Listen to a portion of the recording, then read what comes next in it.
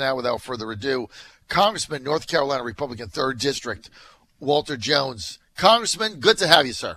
Well, John, good morning to you. And as you know, I told you last week that I had the pleasure of meeting the ambassador for Qatar to America. I'm very impressed with the gentleman. And then you told me you were going to be there, so I hope you're having a good time in the Middle East. Well, it's all work, no play. I can tell you that because we're 7 hours ahead. So my meeting started at 8 a.m., which is 1 a.m. U.S. time, and then I have to be done, by about 1 p.m. or so for me to get then on the air and do my show. So it's been interesting, I can tell you that, and hopefully I'll have an opportunity to interview the Amir Al-Thani, if not on Thursday or Friday when he's in Washington. So, but it's been very interesting to just talk to people and, not only government officials and, CEOs and that stuff, but just people on the street, working people, buying lunch or whatever. So that's been interesting. Congressman, I hope you took some aspirin because I'm talking to Morgan Griffith and I'm thinking to myself, when Walter Jones comes on, his head's going to explode. So the figure $1.2 trillion, does that mean anything to you at all? Does that ring a bell? John, it does. And you, last week when we talked, my wife had surgery yesterday, so I'm staying home this week to be helpful to her. And so I wouldn't be there, which I regret, because I would have voted no. But no, this is just what I've been saying on your show and to the people of the 3rd District. We're about to bankrupt this country. And when you see the fact that the Republican leadership doesn't care about growing the debt and the deficit of this country, I mean, Morgan's a great member of Congress. I think the world of him. But I'm like Morgan. What in the world, why does our party forget the foundation of the Republican Party, which is less spending, less government? And right now we're going to government as bad, if not worse, than the Democrats when they were the majority. So, from your perspective, what Congressman Griffith just said is they're expected to vote on it by this weekend. And he said as of 8:30 a.m. on Wednesday, he didn't have the budget, which is 1,400 pages. He had no document, nothing written, nothing online, nothing. He didn't even know what it was in there. He didn't know what the debt would be because he hasn't seen the revenue estimates of the Treasury Department in that same period, especially with the tax cuts that'll be able to. He didn't even know what time period it was for. If this was for the calendar year, the fiscal year ending in September 30th, is that the budget that would have been October 1st, 2017 through September 30th, 18? He didn't know what that was. And it isn't because he hasn't tried. It's like, and he's a veteran congressman in the party that's in charge, and they're not even providing him with the budget they want him to pass. I've never seen anything like this. John, this is what they do every time. And again, they will be writing the bill up to the time they vote, and they will end up getting the vote because they're cutting deals with members of the Republican Party, members of the Democratic Party, so it means they get Democratic votes. And at some point in time, whether it's Friday night or Saturday morning, they will pass the bill. It is a sad commentary on the fact that a party that for so many years advocated a balanced budget for America no longer cares about a balanced budget. I hate to say it on your show, but I've said it before, I'll say it again. The American people at some point in time are going to have to take to the streets and tell the Congress, you need to listen to we the people and stop bankrupting our children's future. Well, I'm not sure if there's another answer to that because, right now I'm in the media. I don't know what this number represents. What does $1 trillion represent? I've heard the number. I've seen it reported. What does it represent? What's the spending in there? How much of it is discretionary? How much of it is just we can't do anything about it, entitlements? And then what is the revenue estimate on that period of time? And then what is it going to drive up? What's going to be the deficit accumulated in that period, and then add that to the debt. Then what will the debt be? I mean, those are basic answers that I think even a layman would want, right? Even somebody that's just walking down the street ordering, a hot dog is going to want to know, what do these numbers mean? And no one has a clue.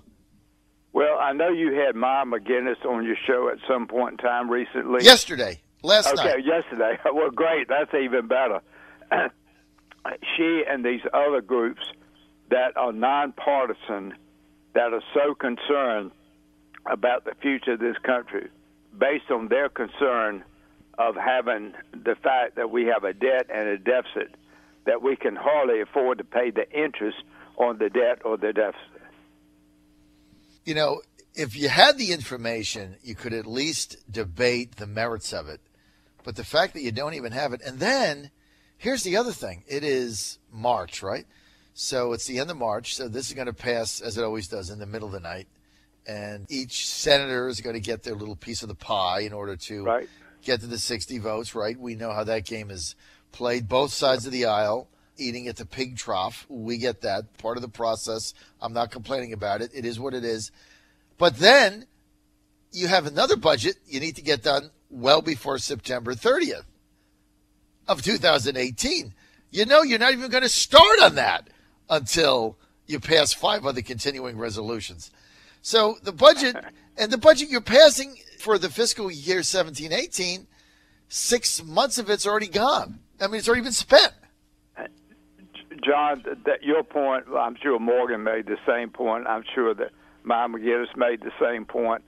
That's what is so frustrating, because so many people that listen to your show want to trust that Congress would do something worth a damn, and certainly holding down the debt, even if you can't reduce it, just hold it down.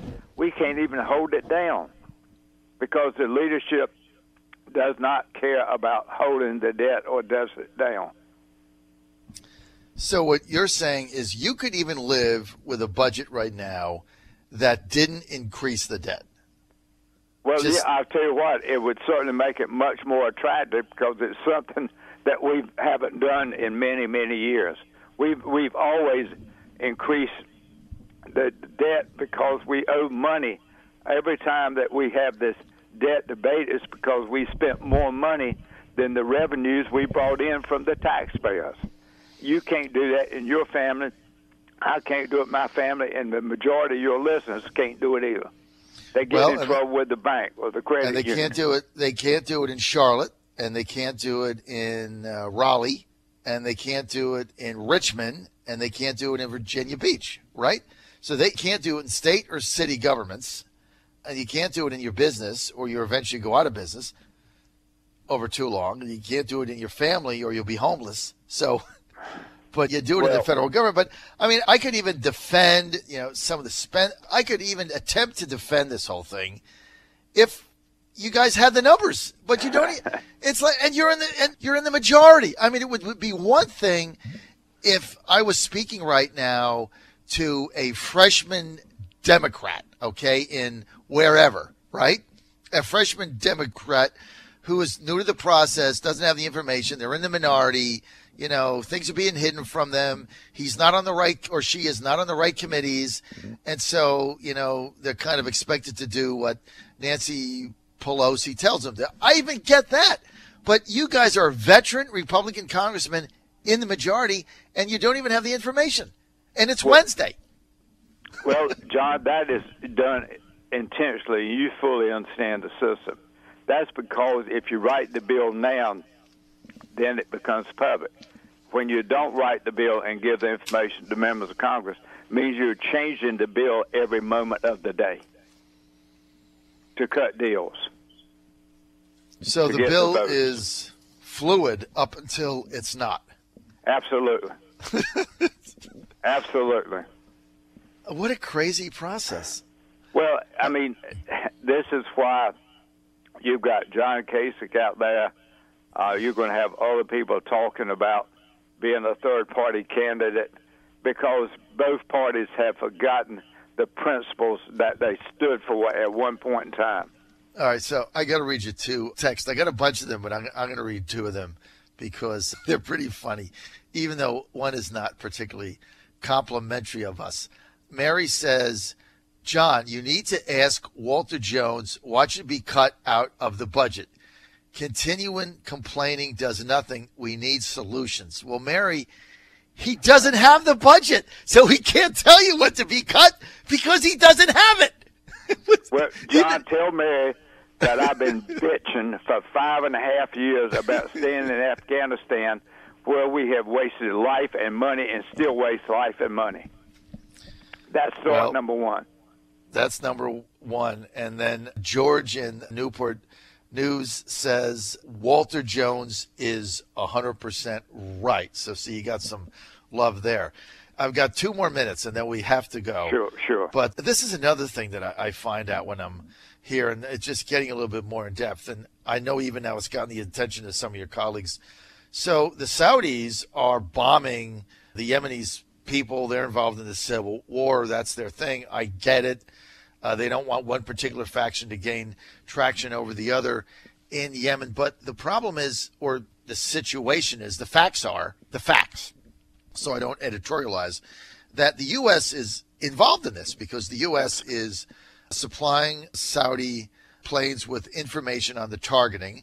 They're refueling Saudi planes on a U.S. airbase, and they're providing them with other technological backing. So even the U.S. isn't flying the planes or dropping the bombs in Yemen. They're supporting the Saudis in doing that, which means that we're now involved in the Yemen civil war with technology, advisors, information, targeting, refueling, gas, name it, we're involved. How? John, the other side of the issue, one of the proxies is supported by Iran, where you mentioned Saudis are supporting the other proxy. And we've got 400 or 500 military sitting right in the middle. At some point in time, I hope not, but maybe one of those men or women in uniform gets killed, and here we are, have had no debate. And I know that Senator Kane, God bless him, is trying to get a debate in the Senate. We need to take back our constitutional responsibility if we're going to send our young men and women to die for this country. We need to take back our constitutional responsibility and debate and vote. I just want to tell our listeners that we're actively getting involved in another civil war in the Middle East, and there is no authorization. There's no authorization of military involvement. There's no declaration of war. There's no debate. I mean, we are right now, as we speak, supplying the Saudi military machine with enough support in order to bomb the Yemenis people involved in a civil war that has absolutely no strategic significance to the United States, especially in the short term. And there's no congressional oversight, and it's just being done. And, you know, President Trump campaigned on ending this and getting us out of these entanglements. And I don't see any evidence that he's done anything. It's getting worse. And now we've given the Defense Department another bajillion dollars to spend.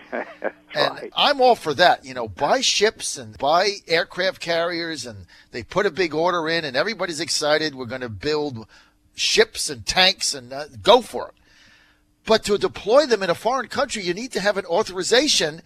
And we can't even have the debate. And every time it comes up, it gets squashed in Congress by the majority. Unbelievable. It is an unbelievable what is going on out there. Why we're now involved in the Yemenis. And see, this is how it starts. You're supplying fueling for planes. You're giving technological targets, information on targets. This is how the Syria thing started, right? Oh, it's just some supplies. Oh, it's just some technical advisory thing. And then you end up in the situation in Syria that we got sucked into. What a mess. Well, Congressman, I hope your wife feels better. Thank you, John. Give her my love. We'll pray for her and tell her we need her to get well soon so you can get back to Congress and fight these battles for us. Amen. Thank you so much. All right, gotta go.